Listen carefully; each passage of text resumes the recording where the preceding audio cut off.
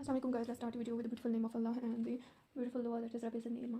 So previous video जो part 1 है उसमें हम टॉपिक प्रेगनेंसी के जितने भी बेसिक पॉइंट्स डिस्कस कर चुके हैं. अब जो हमारे पास और एक सिनेरियो भी हम डिस्कस कर चुके हैं. सो अब जो हमारे पास इंपॉर्टेंट है वो है डायग्नोसिस, जो कि रहेगी ये पॉइंट जो कि पॉइंट मीनिंग है, और दूसरा हमारे पास मैनेजमेंट है. सो फर्स्ट ऑफ ऑल जो हमारे पास डायग्नोसिस है, डायग्नोसिस को हम अप्रोच ऐसे करेंगे कि like in step wise manner. First of all जो हमारे पास हम देखेंगे कि बेस्ट इनिशियल टेस्ट हमारे पास कौन सा है, बेस्ट इनिशियल टेस्ट और बेस्ट इनिशियल इमेजिंग हमारी कौन सी है, और गोल्ड स्टैंडर्ड जो हमारे पास इन्वेस्टिगेशन है वो कौन सी है फॉर एक्टोपिक प्रेगनेंसी, जो कि एक इंपॉर्टेंट वाइवा क्वेश्चन है या फिर एमसीक्यू आ सकता है इसमें से. जो बेस्ट इनिशियल जो हमारे पास टेस्ट है वो है हमने देखना है urine beta HCG, urine beta HCG या फिर सीरम बीटा एचसीजी. सो जब भी पेशेंट आएगा और आप डायग्नोज कर लोगे कि एक्टोपिक प्रेगनेंसी हो सकती है, तो आपने first of all urine beta HCG check करनी है, जो कि जिसमें हम कंफर्म करेंगे कि प्रेगनेंसी है या नहीं. आफ्टर कंफर्मिंग कि हमने कंफर्म कर लिया, तो हमने जो सीरम बीटा एचसीजी है वो चेक करेंगे. अब सीरम बीटा एचसीजी में हम क्वांटिफिकेशन करते हैं. क्वांटिफिकेशन में हमने देखना है डबलिंग टाइम. डबलिंग टाइम में जो हमारे पास नॉर्मल प्रेगनेंसी होती है उसमें जो बीटा एचसीजी है वो 48 आवर्स में डबल हो जाता है. लेकिन जो हमारे पास एक्टोपिक प्रेगनेंसी है उसमें जो वैल्यू होती है वो हमारे पास जो डबलिंग टाइम होता है वो सब ऑप्टिमल होता है. So this is the best initial test and best initial imaging. अब जो बेस्ट इनिशियल इमेजिंग में हमारे पास क्या है, ट्रांसविजाइनल अल्ट्रासाउंड में. ट्रांसविजाइनल जो अल्ट्रासाउंड है उसे हम कंपेयर करके देखेंगे. हमारे पास एक नॉर्मल प्रेगनेंसी है और एक हमारे पास है एक्टोपिक प्रेगनेंसी. अब जो नॉर्मल प्रेगनेंसी है उसमें हम देखेंगे कि लाइक सिनेरियो में भी बताया था कि लाइक हम देखेंगे यूट्राइन कैविटी, हम देखेंगे कोई मास तो नहीं है, कोई फ्लूइड तो नहीं है, कोई फ्री फ्लूइड नहीं है. हम जो नॉर्मल प्रेगनेंसी में होता है उसमें इंट्रायूट्राइन जेस्टेशन सैक कोई आपको मिलेगा, या फिर यॉर्क सैक या फीटल पोल आपको, या यॉर्क सैक या फिर फीटल पोल आपको मिलेगा. तो हमारे पास इंट्रायूट्राइन जो जेस्टेशनल सैक है वो आपको मिलेगा, और साथ में यॉर्क सैक या फिर जो है ना आपको फीटल पोल आपको मिलेगा. लेकिन जो एक्टोपिक प्रेगनेंसी है उसमें आपका क्या मिलेगा कि कोई भी इंट्रायूट्राइन जेस्टेशन सैक आपको नहीं मिलेगा. नो इंट्रायूट्राइन जेस्टेशन सैक, यानी इसका मतलब क्या है कि आपको जो यूट्राइन कैविटी होती है वो बिल्कुल एम्प्टी मिलेगी. और सिनेरियो में भी यही था कि एम्प्टी यूट्राइन. आप फर्स्ट वीडियो देखें, उसमें हमारे पास जो है वो सिनेरियो हम डिस्कस कर चुके हैं, मेन पॉइंट्स अल्ट्रासाउंड के और जितने भी हैं वो, उसमें आपको जो यूट्राइन कैविटी है वो आपको बिल्कुल एम्प्टी मिलेगी, और आपको एक एडिनेक्सल मास मिल सकता है और साथ में फ्री फ्लूइड. सिनेरियो में हमने पढ़ा था कि कोई फ्री फ्लूइड जो है ना वो हमें नहीं मिला पेरिटोनियल कैविटी में, क्योंकि हमारे पास जो प्रेगनेंसी वो एक्टोपिक प्रेगनेंसी रप्चर्ड नहीं है. सो अनरप्चर्ड प्रेगनेंसी में हमारे पास फ्री फ्लूइड नहीं मिलेगा, बट अगर रप्चर्ड होगी तो बिल्कुल हमें ये जो फ्री फ्लूइड है वो हमें मिलेगा. अब हमारे पास जो थर्ड पॉइंट है वो है हमारे पास गोल्ड स्टैंडर्ड, जो कि एमसीक्यू भी है, वाइवा क्वेश्चन भी हो सकता है. और कि what is the gold standard investigation for diagnosis of ectopic pregnancy. So it is laparoscopy. हमारे पास जो गोल्ड स्टैंडर्ड है वो क्या है, laparoscopy.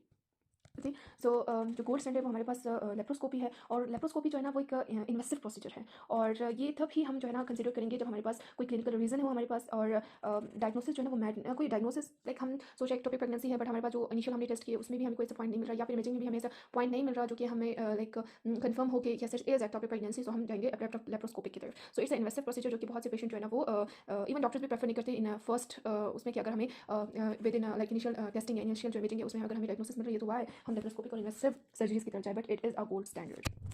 Laparoscopy is a gold standard. उसके बाद हमने जो है ना जो पेशेंट का जो ब्लड टाइप होता है, और ब्लड टाइप बहुत ही ज़्यादा, और RH ये इंपॉर्टेंट होता है. क्यों? क्योंकि हमने ये देखना होता है, क्योंकि जो RH नेगेटिव वुमेन होती है उसमें जो हमने क्या करना है कि प्रिवेंट करना है एसो इम्यूनाइजेशन को, तो इस वजह से हमने ये भी चेक करना है. सो ये हमारी होगी डायग्नोसिस. इन्वेस्टिगेशन में हम ये सारे पॉइंट्स देखेंगे. अब जो नेक्स्ट हमारे पास है वो है मैनेजमेंट में सेम जैसा हमने डायग्नोसिस जो है ना वो initial testing, initial imaging, gold standard, and in the last for the prevention of any like any जो हमारे पास कोई भी कंडीशन को प्रिवेंट करने के लिए, जो कॉम्प्लिकेशंस को प्रिवेंट करने के लिए हम जो इन्वेस्टिगेशंस कर सकते हैं वो हम करेंगे. इसमें जब लाइक आइसोइम्यूनाइजेशन हमने को देखने के लिए, हम उसको प्रिवेंट करने के लिए हमने जो है ना हमने ब्लड टाइप और RH भी लाजमी चेक करना है. उसके बाद मैनेजमेंट आ जाती है. मैनेजमेंट में भी हमारे पास जो है ना वो मैनेजमेंट में सेम हमारे पास मेडिकल मैनेजमेंट है, सेकेंड हमारे पास सर्जिकल मैनेजमेंट है.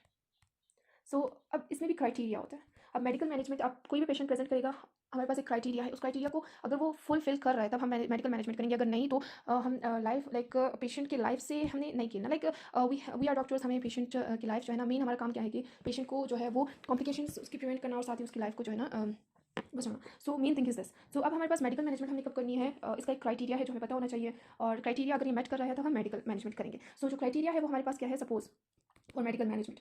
पेशेंट जो है ना, जैसा हमारा सिनेरियो था उसमें वो बिल्कुल फिट आ रही थी मेडिकल मैनेजमेंट के लिए, बिकॉज जो पेशेंट थी वो बिल्कुल स्टेबल थी, और ना ही कोई फ्री फ्लूइड वगैरह कुछ भी नहीं था कि हम हो सके पेशेंट जो है कि रप्चर्ड में चली गई. नो, वो बिल्कुल स्टेबल थी, तो हमने मेडिकली उसे ट्रीट कर सकते हैं. सो अब हमारे पास जो क्राइटेरिया वो क्या है कि पेशेंट जो है ना क्लिनिकली स्टेबल हो, नंबर 1.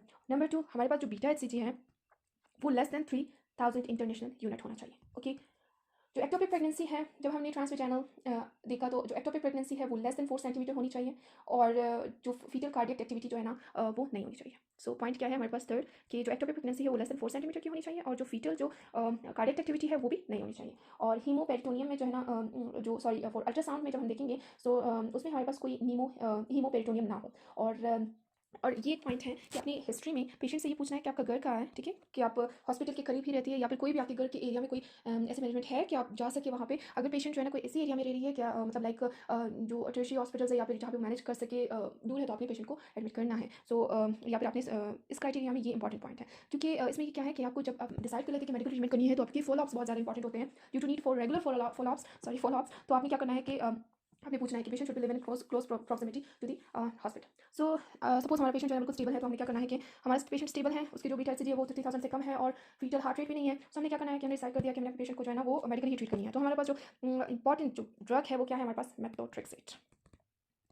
सो हमारा ड्रग क्या है, methotrexate. What is the drug हमारे पास क्या है, मेथोट्रेक्सेट। सो अब हमारे पास क्या है, ये हमारे पास एजेंट ऑफ चॉइस है for medical management of ectopic pregnancy. So it means हमारे पास क्या है, हमारे पास हमारा वाइवा क्वेश्चन भी है और एमसीक्यू भी हो सकता है। और वाइवा क्वेश्चन भी है कि मेथोट्रेक्सेट हमारे पास ड्रग ऑफ चॉइस है किसके लिए, एक्टोपिक प्रेगनेंसी के लिए। और इसके अलावा हमने क्या करना है कि जो मेथोट्रेक्सेट है वो क्या है कि ये हमारे पास फॉलिक एसिड एंटागोनिस्ट है और इसे हम जो है ना इंट्रामस्कुलरली देंगे और सिंगल डोज में देंगे। ओके, हम इसे सिंगल डोज में देंगे। और अब हमने क्या करना है कि हमने मेडिकली ट्रीट करना है, मेथोट्रेक्सेट हमने दे दिया है पेशेंट को सिंगल डोज में इंट्रामस्कुलरली। बट हमने क्या करना है कि इंपॉर्टेंट वाइवा क्वेश्चन है कि आपने जो चेक कैसे करना है बीटा एचसीजी को, हमने day 4, 7 and 11 viva question, day 4, 7 and 11 हमने चेक करना है। ओके, अब वो क्वेश्चन हो सकता है कि आपने कब तक चेक करना है, ये भी इंपॉर्टेंट है। अनटिल देन वीकली हमने चेक करना होगा, देन वीकली हमने चेक करना है अनटिल अनडिटेक्टेबल, जब तक अनडिटेक्टेबल नहीं होगा हमने चेक करना है। ओके, और ये होना चाहिए जो हमारे पास 4 to 7 डे है, इस पर हमारे पास जो बीटा एचसीजी 15% ड्रॉप होना चाहिए।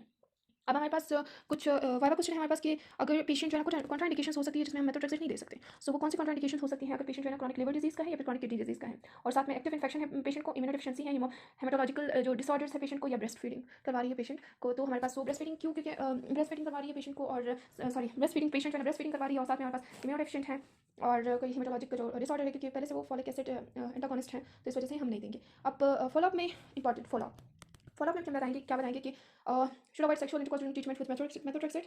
और साथ में हमारे पास जो है ना avoid conceiving for at least 3 months. Important MCQ point है और वैसे भी इंपॉर्टेंट है। लाइक आपने पेशेंट को मेथोट्रेक्सेट दे दिया ना, तो इंपॉर्टेंट है आपने फॉलोअप में ये मस्ट बताना है पेशेंट को कि 3 मंथ्स तक कोई कंसीविंग जो है ना वो अवॉइड करनी है, क्योंकि मेथोट्रेक्सेट क्या करते हैं, मेथोट्रेक्सेट थेरेपी से हमारे पास सिर्फ टेट्राजेसिटी जो है ना वो है, तो इस वजह से आपने फॉलोअप में ये इंपॉर्टेंट पॉइंट बताना है। उसके बाद हमारे पास सर्जिकल मैनेजमेंट सपोज एक सिनेरियो हो जिसमें हमारे पास पेशेंट जो है वो स्टेबल नहीं है, बिल्कुल हीमोडायनेमिकली जो है ना अनस्टेबल है और फ्री फ्लूइड भी है हमारे पास अल्ट्रासाउंड में। सो अल्ट्रासाउंड में हमें फ्री फ्लूइड भी मिल रहा है, तो हमने पेशेंट को जो है ना वो सर्जिकली ट्रीट करना है। सो अनस्टेबल है, रप्चर्ड है, तो हमने क्या करनी है, तब हमने क्या करना है, हमने करना है लेप्रोटमी करनी है and salpingectomy removal of the tube, जो भी ट्यूब है वो हमने रिमूव करनी है। सो सपोज हमारे पास कोई भी हमारे पास प्रेगनेंसी है एम्प्यूला में, तब हमने क्या करना है कि हमने ट्यूब को रिमूव कर देना है, उस ट्यूब को हमने बिल्कुल रिमूव कर देना है। और ये हमारे पास क्या है कि सर्जिकल मैनेजमेंट है। और अगर और जो हमारे पास लेप्रोस्कोपी है और साथ में जो सेल्फ इंजेक्टमी है वो ट्रीटमेंट ऑफ चॉइस है। और जो स्टेबल पेशेंट है, यहाँ पे जो बात हो रही है कि हमारे पास लेप्रोटमी करनी है और सेल्फ इंजेक्टमी करनी है, ये हमारे पास क्या है, ये हमारे पास है सर्जिकल मैनेजमेंट फॉर अनस्टेबल।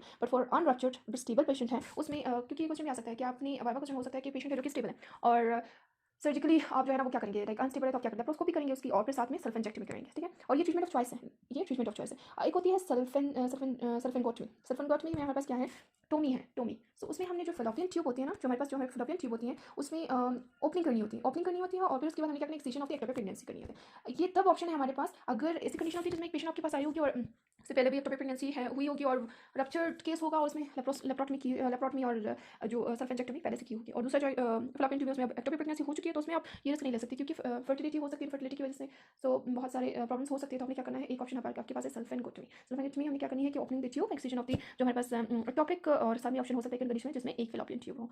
सो और एक और पॉइंट है कि जो है हमारे पास जो मैं बोल रही बताना बीटा एचसीजी डिस्क्रिमिनेटरी जोन।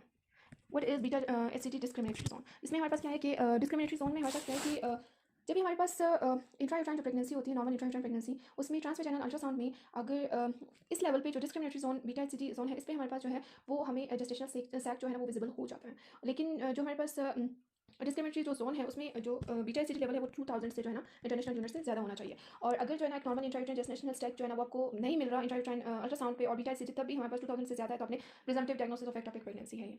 सो ये हमारे पास होगी डिस्क्रिमिनेटरी जोन। और एक और पॉइंट है जो कि एक कंडीशन है जिसमें हमारे पास क्या होता है कि जो लाइक हेट्रोट्रॉफिक प्रेगनेंसी वाइवा में पूछ सकते हैं क्या होती है। उसमें ये होता है कि आपकी जो ट्यूबल प्रेगनेंसी भी होती है और यूट्राइन प्रेगनेंसी दोनों साथ ही होती है।